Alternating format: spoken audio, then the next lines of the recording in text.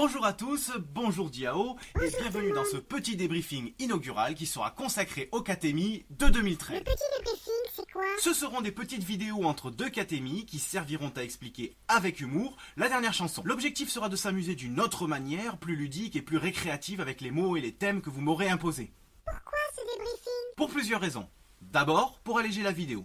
Ainsi, la chanson sera plus courte et plus travaillée. Ensuite, je suis souvent frustré de ne pas dire tout ce que j'ai envie de dire sur la chanson, sur la musique ou sur le texte. Avec cette formule, je pourrais ainsi facilement m'exprimer avec du recul. Enfin, pour ne pas vous solliciter tout le temps, j'ai choisi d'espacer les KTMI et le petit débriefing sera là pour meubler dans les périodes creuses. Il y aura quoi dans ce débriefing? Pour le moment, je compte faire un petit sketch, une petite séquence humoristique en rapport direct avec le thème qui m'a été imposé.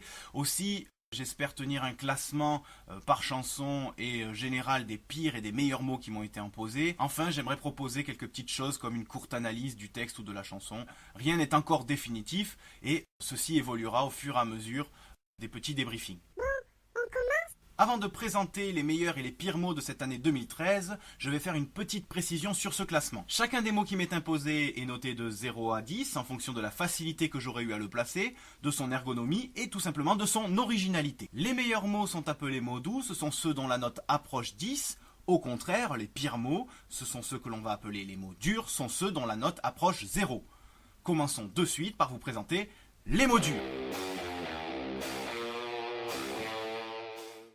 Voici donc le classement des mots qui ont été autant difficiles à départager qu'à placer dans les chansons. On commence par le numéro 5 du classement, le mot cacophonique, suivi du quatrième sigisbé. Sur la troisième marche du podium, nous trouvons le mot saltimbanque qui talonne de très près le numéro 2 lexicalisé.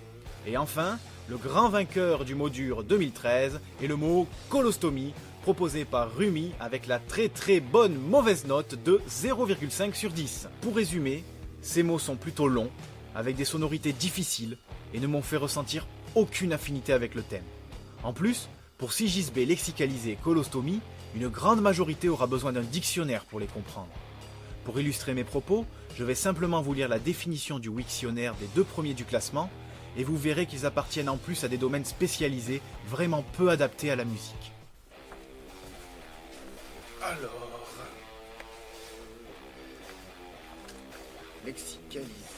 Lexicaliser.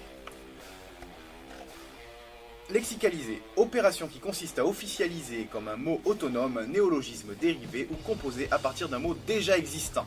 Tout simplement fabriquer un nouveau mot. Alors maintenant, colostomie. Colostomie. Une colostomie est une sorte de stomie. Nous voilà donc bien avancé. Qui permet de relier le côlon à la paroi de l'abdomen à la suite d'un acte chirurgical pour traiter par exemple un cancer du côlon ou de l'anus.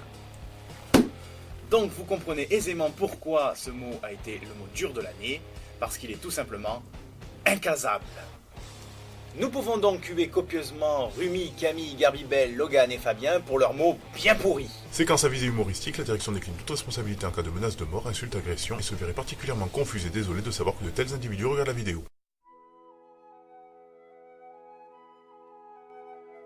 S'il n'y a qu'un seul point commun entre les mots durs et les mots doux, c'est la difficulté que j'ai eu à les départager pour les classer. En effet, les mots doux sont beaucoup plus agréables, beaucoup plus courts, beaucoup plus faciles à placer que les mots durs, et c'est en ceci qu'ils se distinguent. Passons sans plus attendre au classement des mots doux. Tout d'abord à la quatrième place, avec l'excellente note de 8,5 sur 10, les mots loucher et pelle. Vient se loger à la troisième place l'excellent mot chouquette. Ensuite, la deuxième place, nous retrouvons le délicieux mot slip. Et enfin, le mot doux de l'année 2013 est le mot spatule, avec l'excellente note de 9,5 sur 10, autrement dit presque la perfection. Ces mots ont l'avantage d'appartenir à un vocabulaire quotidien courant et avec leur sonorité amusante ont l'avantage d'être original en chanson. Ils sont donc compréhensibles et ne nécessitent pas de solution capillotractée pour être emmenés dans les chansons. Nous pouvons donc embrasser chaleureusement Thibaut, Don Julian, Céline, Marjorie et Nastasia pour leurs délicieux mots doux. Séquence à visée humoristique, la direction décline toute responsabilité en cas d'agression sexuelle, câlin massif ou toute autre affection potentiellement nuisible. De plus, celle-ci propose aux individus susceptibles de contrevenir à cette recommandation d'aimer et de partager massivement cette vidéo pour assouvir la pulsion. C'est à partir de ces résultats que j'ai pu imaginer comment vous faisiez pour me trouver des mots durs et des mots doux. Alors, il veut des mots? Je vais lui trouver des mots. J'ai d'ailleurs un excellent livre, Théorie et pratique de l'action. Organigramme, c'est pas mal ça, organigramme. Machiavélisme, inhibition. J'ai trouvé caractérologie.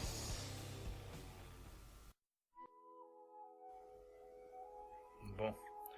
Faut que je trouve un mot pour Ems. J'hésite entre stylo et lunettes.